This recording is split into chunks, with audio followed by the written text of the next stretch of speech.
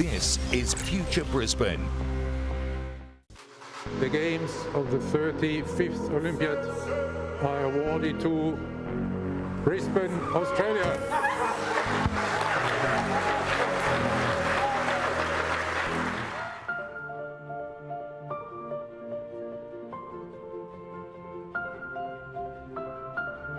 Southeast Queensland, a powerful region, a growing region, the first Olympic region.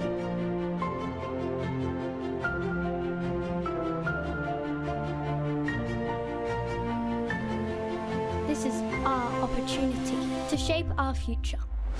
An opportunity to strengthen our economy and energise our diverse community. To make decisions that protect our environment. An opportunity to become better connected. To support next generation industries and emerging precincts that support our unique way of life. This is our region, our future, our legacy. There's no time to waste. This is our golden opportunity.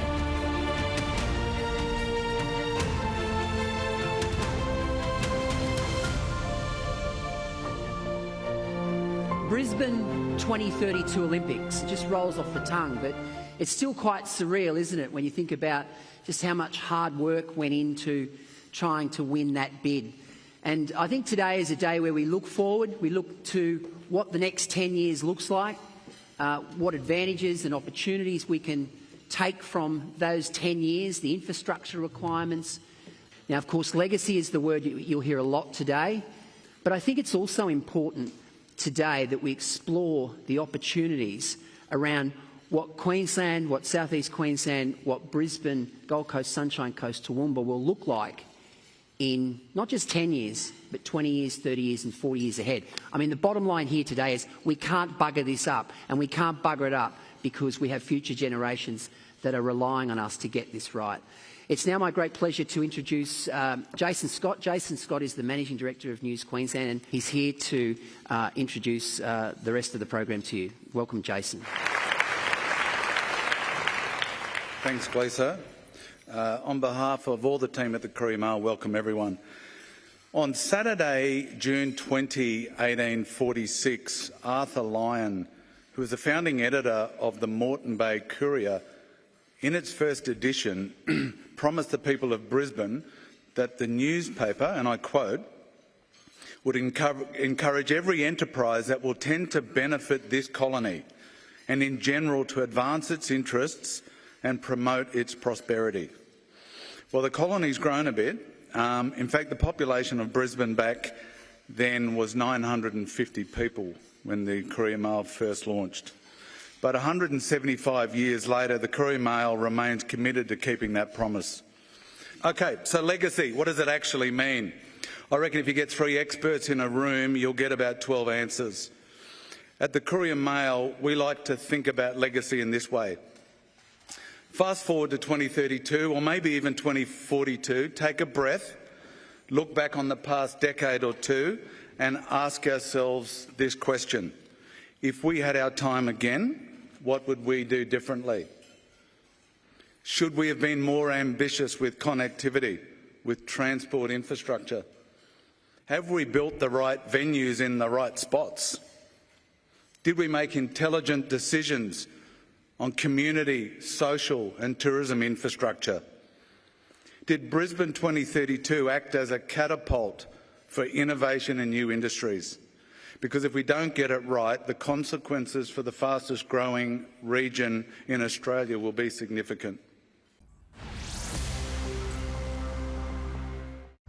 Queenslanders have a once-in-a-lifetime opportunity to help to make Queensland shine. Working together, we have the chance to make something unique happen, provide a world stage for our hard-working Olympians, and create an exciting legacy for generations of Australians. The world was spellbound by the endeavours of our athletes at the Tokyo Games. And didn't our Australian sportsmen and women make us proud? Now let's get straight to it. We need a fresh look at government tape. that has held back investment in construction and let our tourist facilities fall behind others across the world. A new can-do approach, recognising we must cut government tape to welcome investment and enable standards of living to rise. Drawing on the success of the Sydney Games in 2000 and other successful games too, we've seen what works. Utilisation of enthusiastic, trained volunteers to answer questions of our guests and fulfil that game spirit. Let's provide in 2032 the true blue hospitality that's needed for that huge, warm Australian welcome. It used to be said that Queensland is perfect one day and even better the next. Let's work to ensure that that legacy stands true, allowing us all to shine. On the global stage, ladies and gentlemen, this young woman beside me has amassed 39 medals, 24 of them gold. She's a four-time Olympian, four-time Olympic gold medalist, and maybe there's one more left in her. We might find out exclusively this afternoon. Ladies and gentlemen, she's a beacon for our sport, and it's spanned well over 13 years. Please welcome Kate Campbell. You've seen it from all sides. I mean, Beijing, you were there as a baby, effectively. London, you battled through illness. Rio, you went there as favourite.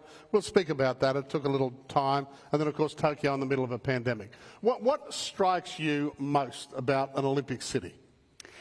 I think what's really interesting about an Olympics is that each one of them is so different, because it takes on the culture and the general feel and the atmosphere of the city. So what I can remember from Beijing was that it was very strict. There was maybe not as much joy as you usually associate with the games. It was very, very well run, and there was lots of security. London, the whole city came alive, and it was a joy to be a part of, and you could feel that atmosphere and that celebration emanating from the tourists who were there, but then, you know, the local London residents, and that whole city came alive and it embraced what it meant to host an Olympic Games, and that legacy has continued. They continue to be really proud of that, and the facilities have been really well used. Rio, I think, was a real struggle to get across the line, and when you host the games in a country where poverty is so high and discontent is so high, it's hard for the local populace to get excited about a sporting event when they're struggling to put food on the table. But I think that in Brisbane we have such an opportunity to showcase that Queensland spirit, that Australian spirit. I still hear people talking about what the Sydney Games meant to them, and yeah, I think that this is just an incredible opportunity for us. Tokyo, what sort of memories would you take away from that? It's really interesting. Tokyo was the most unique out of the games, because for the first time everyone who arrived there had been through the same kind of struggle, and I think that bonds you in a way that is very hard to describe and articulate. Within the Australian swim team, there was a real sense of community, but within the broader Olympic team, there was a sense of unity that I haven't felt in other games before, and there was this deep gratitude for being able to go and compete at an Olympic Games, at a world event, when the state of the world and for many parts of the nation was so incredibly uncertain and so abnormal. And yet it was really interesting.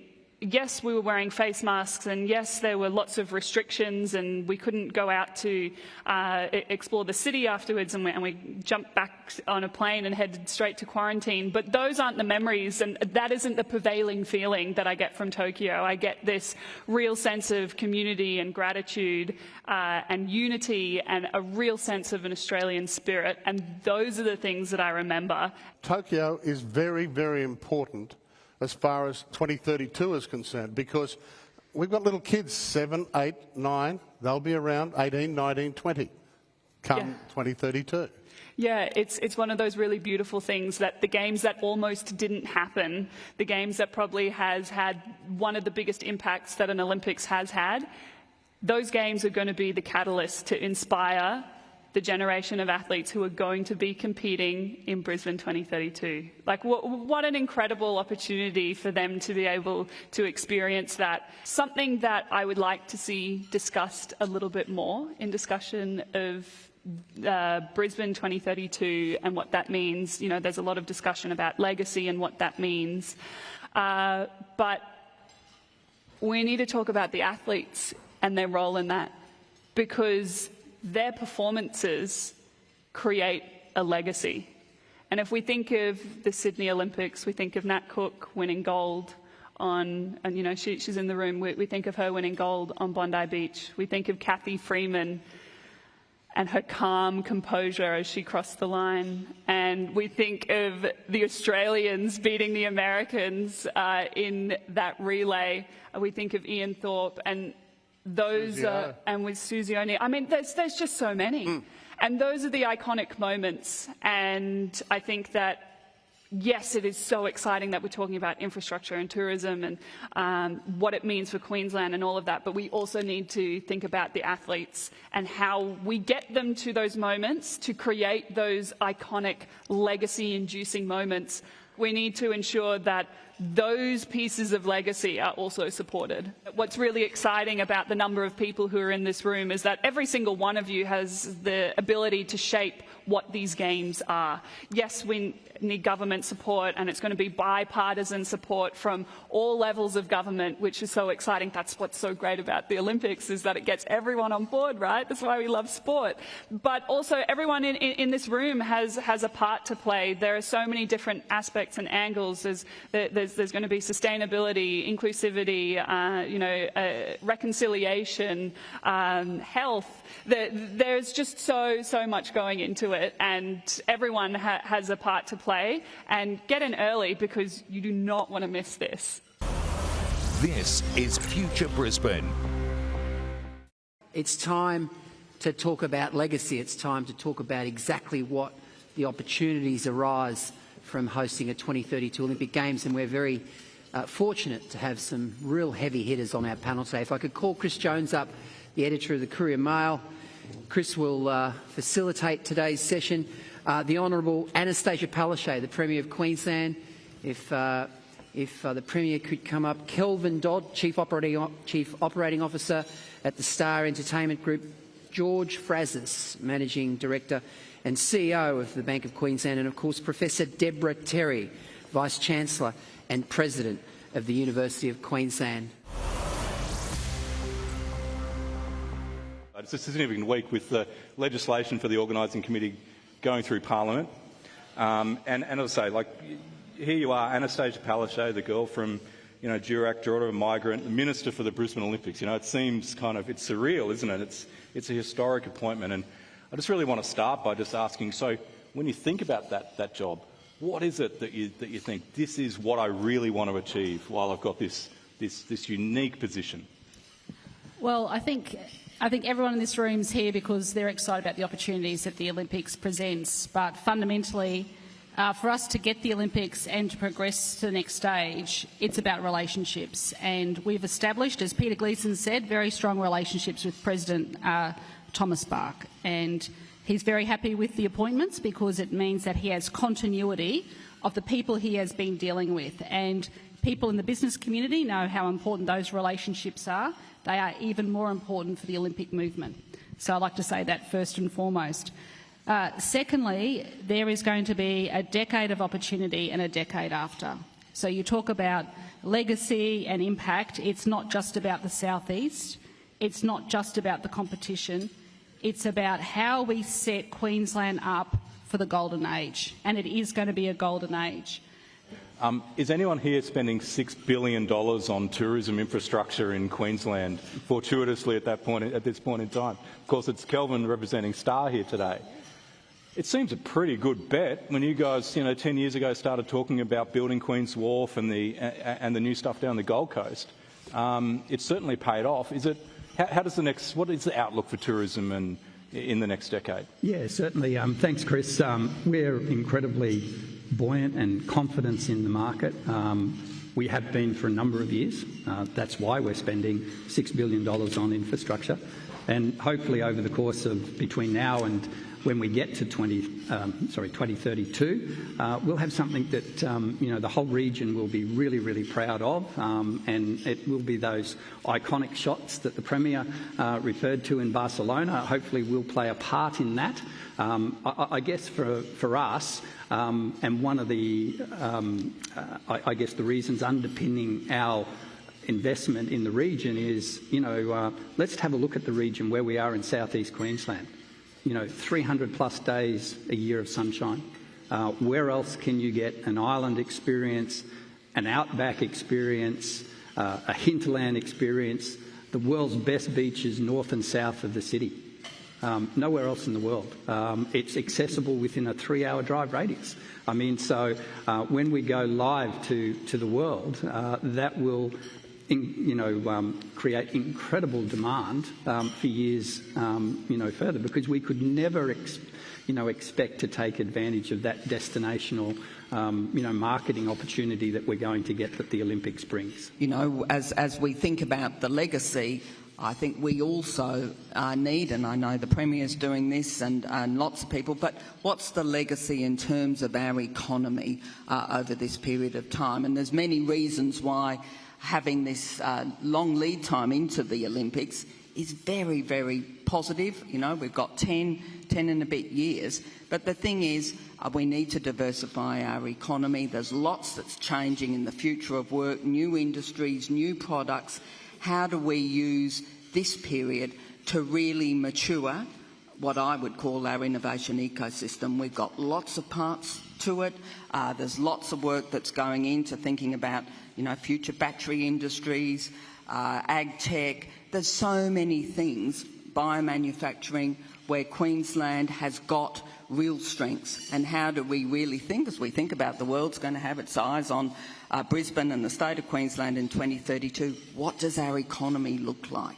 And how are we going to keep attracting talent? And talent is attracted to where great things are happening, where there's jobs, a great place to live, and that's our opportunity. And certainly from the university sector and the research sector, we will absolutely be part of that. George, how else do we, in a business sense, how else do we spark innovation and investment and create that, people wanting to move their businesses to Queensland or establishing them, building them up here? Yeah, Chris, if I add to Deb's comments and also linking in the point that the Premier and Kate made, there's no doubt this is going to inspire a whole lot of youth to become the athletes of tomorrow. We should also have the objective for this to inspire the next lot of innovators and creators in Queensland, right? And why shouldn't Queensland be known for robotics, for biomedical engineering, for software engineering? We've got great resources for sustainable production right here in Queensland. And just to give you one small example, so the Logie Awards are designed and manufactured by a company in Queensland called UAP. So what they've done is they've got the old railway warehouses, and they've got the latest robotics in Queensland with engineers kind of designing and providing some of the great art around the world and in Australia. So you can see if we're all about creating this festive environment for the locals, as well as the tourists, by the way, where we're providing artistic elements, we're actually manufacturing those artistic elements, we're using local produce that's sustainably delivered, we can actually provide unique experiences in Queensland that no one else can. So this is just a really amazing opportunity, and Premier and everyone involved, you should be really congratulated. One thing we spoke about a lot during our series of Future Brisbane was this idea of the opportunity for South East Queensland to become the sports tech hub of the Asia Pacific. UQ, I think, is already ranked second in the world of sports science. How do we build on that, Debbie? Absolutely. So, number 2 in the world. We've been in that position for quite some time. Loughborough University in the UK is number 1. their position, really aided by the London Olympics and what came out of that.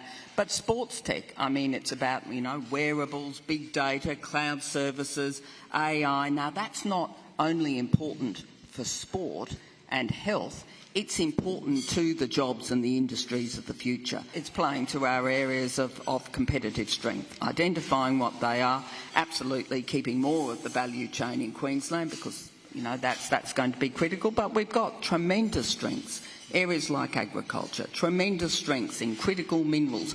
They are absolutely essential to future batteries, etc. How we keep more of that value chain in Queensland, and as Ian Chubb famously said, previous Chief Scientist of Australia, it takes three to tango: government, universities and the research sector, and industry coming together, understanding where our competitive strengths are and playing to them. In context of legacy, if we consider BOCOG, the organising committee, will have a clear event delivery objective and infrastructure being the priority of government. What other structures, Premier, do we need to engage and coordinate this room and also Queensland's brightest minds to feed into that process, outside of the IOC-led do this then? Well, I think you've hit the nail on the head. I do think we need some of our best and brightest minds in Queensland to come together to form like a legacy committee. I think we had that with the Commonwealth Games. I think that could have been a bit more productive, but it worked. But I honestly do think there is so much untapped talent in this state. I'm in awe every time I go to a new business or an export industry. I'm like, how come I don't know about that? We've got people exporting testing kits over to the US for COVID. We've got vaccines being developed by vaxxers by just having a patch on to administer, which is going to be phenomenal for third world countries that can't store it in cold climates. So look, I do think it's really important. Let's look at that. Let's look at who's going to be on that, who's going to chair that, because I think that's going to be some good advice coming in, because technology is changing so quickly. So, 20 years ago, they didn't have drones being part of an Olympics opening ceremony. What is going to look like in 10 years' time? Our technology is moving so quickly that we may even have a whole new sport. 1 million drones above might the have gather. something completely different. Who knows? It's in a shape of Alfie Langer or something. And I might end on the point we started earlier where we were talking about robotics. And I know former Minister Kate Jones is here in this room, and when she was Education Minister, we actually put together the idea of actually teaching children robotics and coding from primary school. And that is happening now in every state primary school across our state, setting them up for the future so they have the skills. I don't know anywhere else in the world that's doing that at the moment. So let's get on board. Let's think about this legacy committee. Let's get the best and brightest minds, the best innovators out there to come together, and let's work towards 2032. I love that idea, and I think that's a great outcome of Future Brisbane, that we establish that committee to get the people who otherwise wouldn't have the vehicle to get involved in that conversation, really lead that conversation, and connect up governments and business to make sure that in 2040, as Queenslanders, we don't look back on this amazing once-in-a-forever opportunity and think, oh, gee, we missed that. 0-0. Thank you all for your time. We've run out of time, and really appreciate it. Thank you very much.